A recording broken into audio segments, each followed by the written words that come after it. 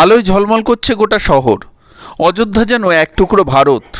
নবনির্মিত রাম মন্দির ও কৃষ্ণশিলার রামলালাকে দর্শন করতে সারা দেশে নানা প্রান্তের মানুষ এসে মিশেছে উৎসবের আবহে।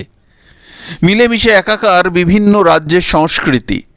মুখে মুখে শোনা যাচ্ছে রাম সীতার গান, চলছে রামচরিতমানস পাঠ। সাধারণ মানুষের পাশাপাশি এসেছে ভক্ত ও সাধুসন্তরা।